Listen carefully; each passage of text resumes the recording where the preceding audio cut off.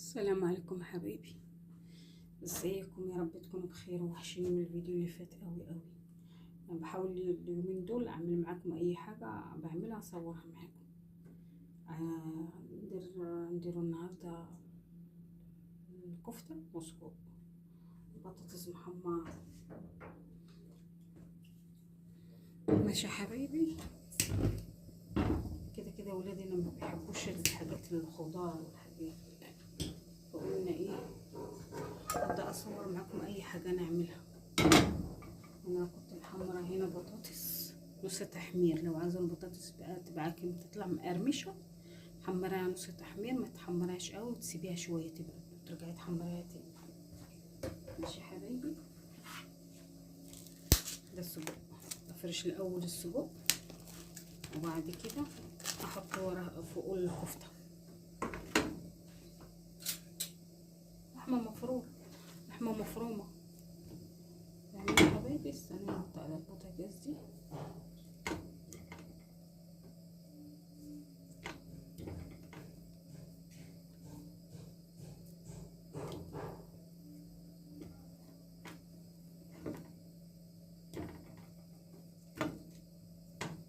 نفرش السجق الاول عشان بياخد سوا شويه. نستف فوقيه الكفته ونحط عليهم غطا ونخليهم يستووا مع بعض. ما بيحبوش الاكل ده والبانيه والحاجات، ما بيحبوش حاجات متسبكه وبتاع. لا، تعبت معاهم والله.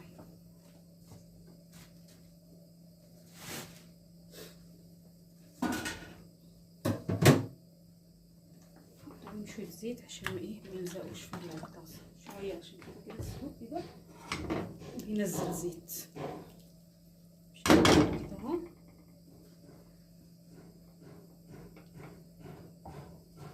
كفته اهي انا مكوراها ومخليها في التلاجة عشان تبقى ماسكه نفسها. برضو تكوريها وتحطها في التلاجة تعرفي تتحكمي فيها. ماشي زي ما عامله كده اهو دلوقتي.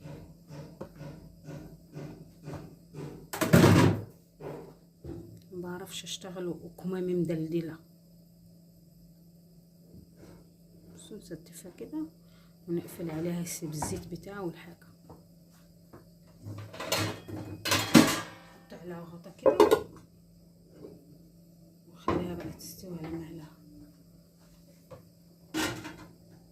البطاطس زي نص تحمير نحمرها تبقى معانا مقرمشه.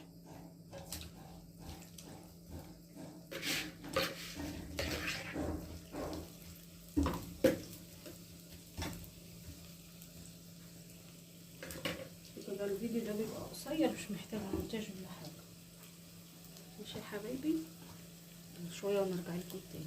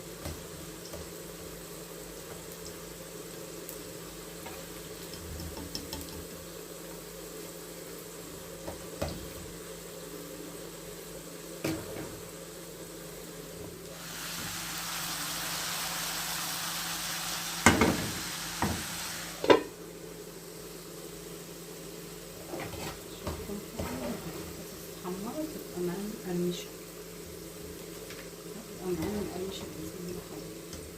أنا على طول بعملها كده، نايمين خارجين عشان أوفر بقى وقت. محمرة نص تحمير، متاخدش وقت معايا، فاهمين؟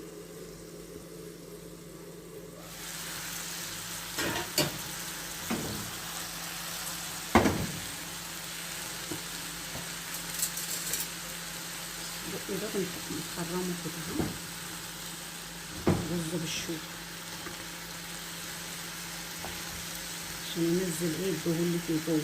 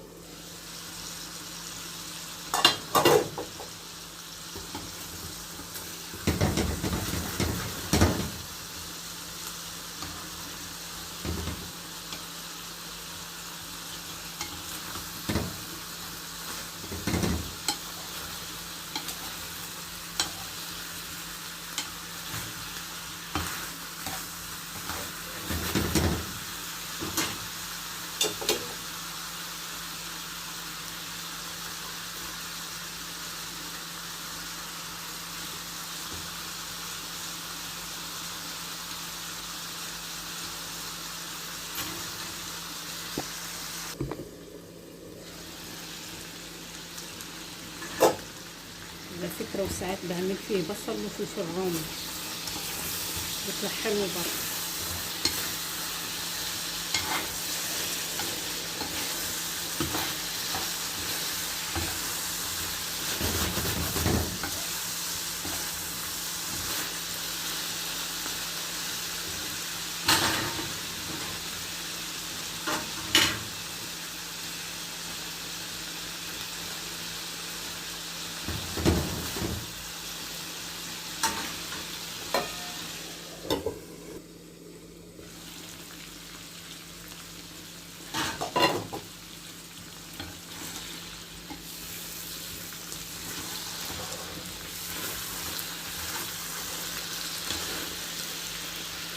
نجيب سنة مية،